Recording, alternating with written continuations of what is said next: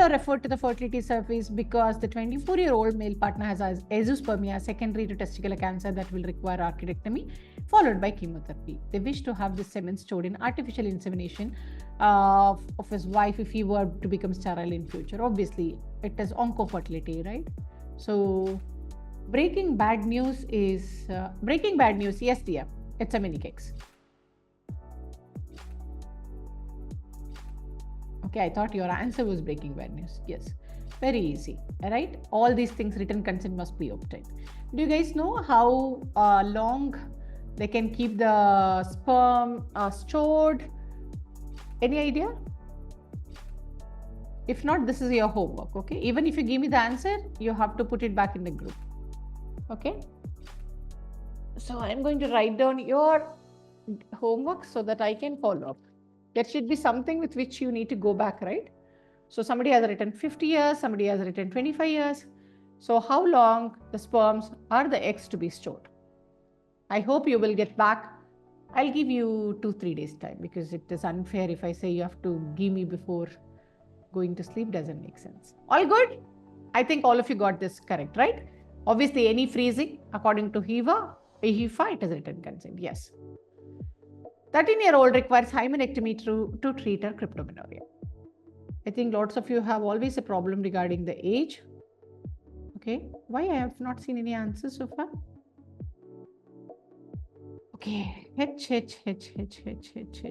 Everybody has written H. Parental consent. Perfect. What if I had given the same one, 13-year-old coming for termination of pregnancy? Yes. Perfect.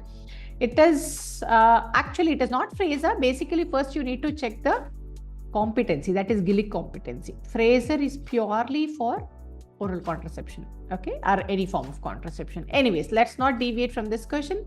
Let's move on. Yes. Okay. See, statutory rape. Okay. That is, see, 13 and more, Sushma, is not rape. That more than 13 years, its consensual sex is not rape. Less than 13 is a consensual, less than 13, even with consensual sex, it is rape. Okay, for this, all of you has given Fraser competency. Ideally, as I said, the question itself, it has to be Gillick competency. For any procedures, it's always Gillick. Okay, Fraser is for contraception. Okay, so because these options were already there, I didn't change. So just remember Fraser, and it is actually Fraser and Gillick competency. Yes, Aishwarya, I'm actually trying to tell the same thing.